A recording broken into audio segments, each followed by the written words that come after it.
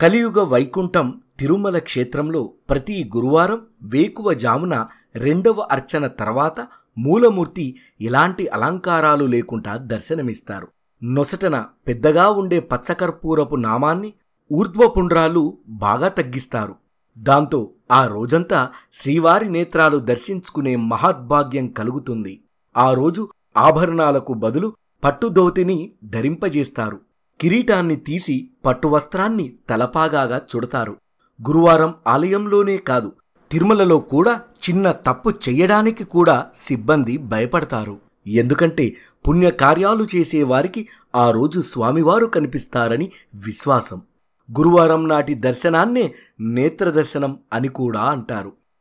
తిరుమల వెంకటేశ్వరుడి పూజా విశేషాలు. వైఖాసన ఆగమ సూత్రాలను అనుసరించి తిరుమలలో శ్రీవారికి రోజుకు 6 సార్లు పూజలు జరుగుతాయి. అవి ప్రత్యూష, ప్రభాత, మధ్యాహ్న, అపరాహ్న, సాయంకాల, రాత్రి పూజలు. తెల్లవారున జరిగే సుప్రభాత సేవ ప్రత్యూష పూజలకు నాంది.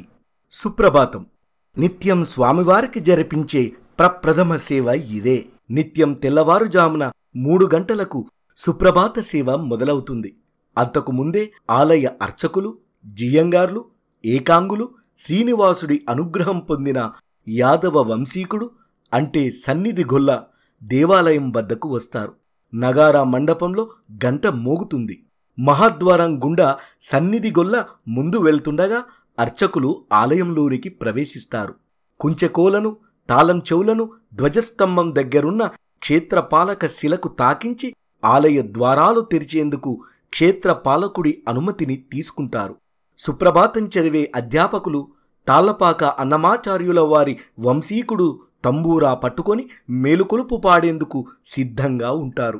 బంగారు వాకిలి తలుపులు తెరిచిన సన్నిధి గొల్ల దివిటీతో ముందుగా లోపలికి వెళతాడు. వెంటనే అర్చకులు కౌసల్య, సుప్రజ, రామ అంటూ శ్రీ వెంకటేశ్వర సుప్రభాతం పఠిస్తారు. ఆ తర్వాత శ్రీ వెంకటేశ్వర స్తోత్రం, ప్రపత్తి, మంగళాశాసనం ఆలపిస్తారు. ఇదే సమయంలో తాళపాక వంశీయుడు తంబూరా మీటుతూ గర్భాలయంలో కొలువై ఉన్న శ్రీవారిని మేల్కొలుపుతుంటాడు.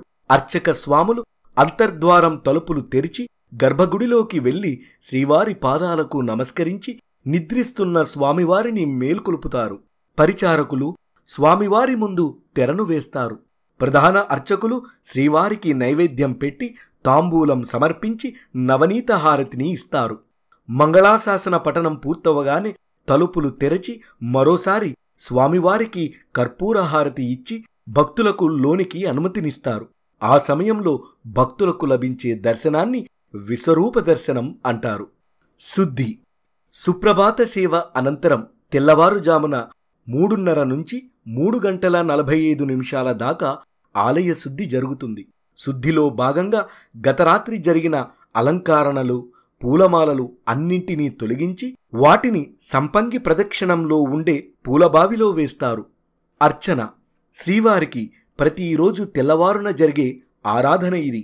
దీనికోసం జియ్యంగారు యమునత్తురై అంటే పూలగది నుంచి పుష్పమాలలు, తులసీమాలలతో ఉన్న వెదురు గంపను తలపై పెట్టుకొని శ్రీవారి సన్నిధికి తెస్తారు. అర్చనకు ముందు పురుష సూక్తం పఠిస్తూ భోగ శ్రీనివాసమూర్తికి ఆవుపాలు, చందనం, పసుపు నీళ్లు, గంధపు నీటితో అర్చకులు అభిషేకం చేస్తారు. చివరగా పుష్పాంజలి. అనంత భోగమూర్తి విగ్రహాన్ని తిరిగి జీవస్థానానికి చేరుస్తారు. ప్రోక్షణ చేసి మూల విగ్రహానికి భోగమూర్తికి స్వర్ణ సూత్రాన్ని కలుపుతారు. ఈ సూత్రం ద్వారానే ధ్రువబేరం నుంచి భోగ శ్రీనివాసుడి విగ్రహానికి శక్తి ప్రసరిస్తుందని భక్తుల నమ్మిక. ఆ తరువాత మూల విగ్రహానికి పుష్పన్యాసం చేసి అలంకారాసనం సమర్పిస్తారు. అనంతరం నామధారణ, కర్పూరంతో మొదట శ్రీవారి నుదిటి మీద ఊర్ధ్వపుండ్ర చిహ్నాన్ని దిద్దుతారు. యజ్ఞోపవీతాన్ని అలంకరిస్తారు. తరువాత శ్రీవారి సువర్ణ పాదాలను తిరువడి స్నానపీఠంలో ఉంచి అభిషేకిస్తారు. తోమాల సేవ. తమిళంలో తోడుత్తమాలై అంటే దారంతో కట్టిన పూలమాల అని అర్థం. బహుశా ఈ మాటే కాలక్రమేణా మార్పులకు లోనై తోమాల సేవ అయి ఉండవచ్చు. దీన్నే భగవతి ఆరాధన అని కూడా అంటారు. ఈ సేవలో భాగంగా స్వామివారిని పూలమాలలతో అలంకరిస్తారు.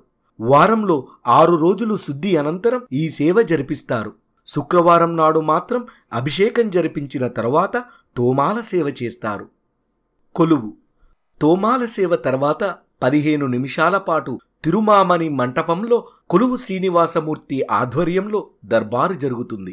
బలిబేరానికి రాజోచిత మర్యాదలు జరిపి ఆనాటి గ్రహ సంచార క్రమాన్ని, ఆ రోజు జరిపించబోయే ఉత్సవ విశేషాల గురించి విన్నవిస్తారు. ముందు రోజు హుండీ ఆదాయం వివరాలను, ఏ నోట్లు ఎన్ని వచ్చాయి, నాణాలు సహా డినామినేషన్ ప్రకారం మొత్తం విలువ తెలియజేస్తారు. అనంతరం నువ్వులు, బెల్లం కలిపి దంచిన పిండిని నైవేద్యంగా సమర్పిస్తారు. సహస్రనామార్చన. ఉదయం 4:45 నుంచి 5:30 వరకు సహస్రనామార్చన జరుగుతుంది. బ్రహ్మాండ పురాణంలోని స్వామివారి 1000 నామాలను స్తుతిస్తూ చేసే అర్చన ఇది.